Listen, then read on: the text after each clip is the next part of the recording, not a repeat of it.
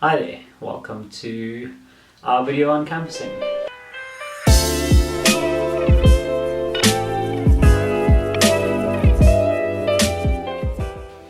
Why do you want to campus?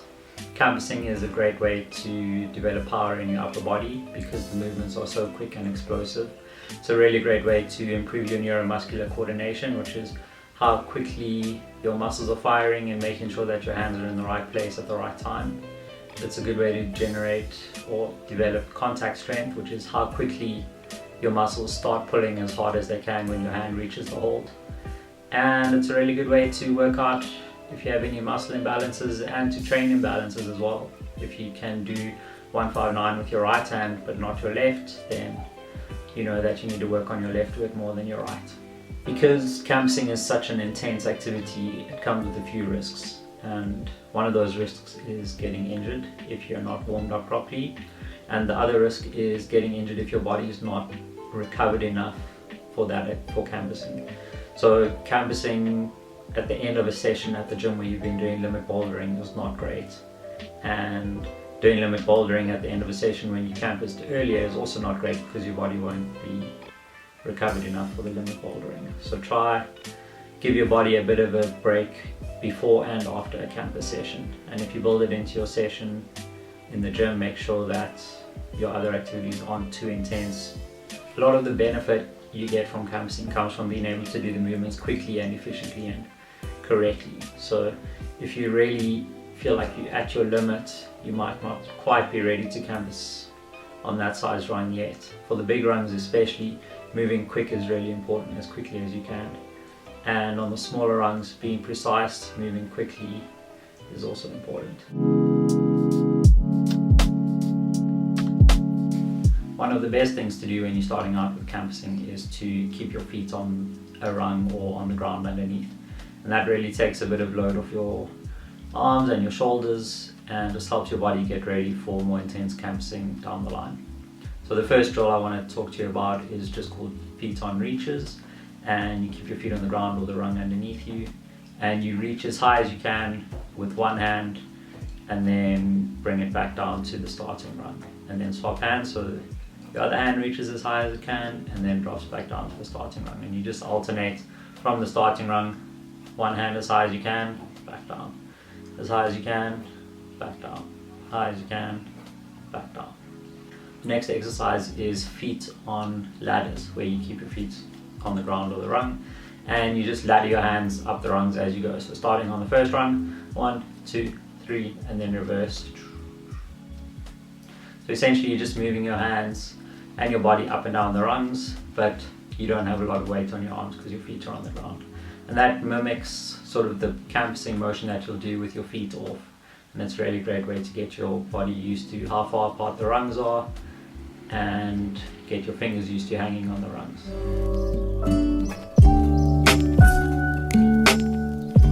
The last drills were perfect for beginners, and these ones are for people that are a little bit stronger and are able to hang on the campus board with their feet off, just hanging in the air, and all of the work comes from the upper body. So you need to be a little bit stronger, but you get much better training, and this is really where the magic happens. So the first drill is matching ladders, where you just move one hand up at a time and bring the other hand up to meet it and then alternate.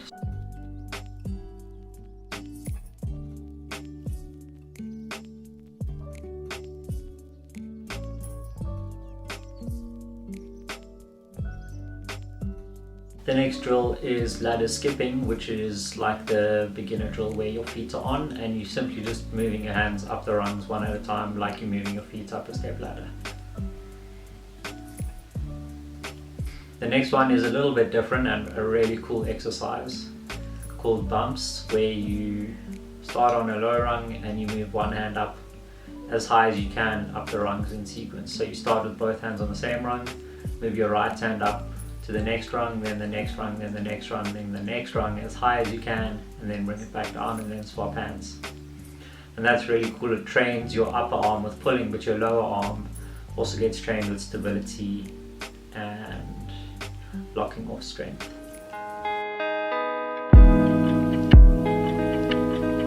These advanced drills take the intermediate drills up quite a bit of a step, so if you are not cruising the intermediate drills, don't try these just yet, or if you would like to try them, do them with your feet on so you can take some weight off and not overload your upper body. The first of these drills is left-right coordination swaps, where you start with one hand high and one hand low on different rungs, and you just swap both hands at the same time. So your left hand starts high and your right hand starts low, and you swap them around quickly and catch yourself before you fall off. So the next exercise is double dynos, which is like laddering except both hands are going together at the same time. This is quite a powerful exercise, and this is one that you really want to do quite quickly to get the best benefit out of it. 1-3 max is a really cool drill where you start on the same rung, both hands on the same rung. One hand goes up to the third rung and the next hand goes as high as it can. And it's almost like a really hard 2-move boulder problem. So it's really good for generating power and coordination and strength. Resting is quite a touchy subject for some people. They don't like to rest, but resting is really important, especially for strength and power exercises like camp sporting, where you need to be able to give a really good quality effort to get the gains that you're trying to get, and to get the gains that you should be getting from a camp sport session. So I generally rest about 3 or 4 minutes between big parts of activity, but if you've just started and you fell off on the second rung, you don't need to rest 3 minutes before getting back on. And then, as I mentioned earlier, resting after your session is really important. And you can take a rest day but do active recovery, do some stretching. Yoga is really good. You can do some cardio stuff. You just don't want to be doing high load strengthening activities the next day after a campus session. That includes hard climbing. Cool, thanks for watching. Hope you guys enjoyed this video. Just like to give a big shout out of thanks to Gaja and Tony, who volunteered their time and their energy and their campus boards to give us some visual idea of what's going on while I've been talking. So thanks to them, and hope you enjoyed the video.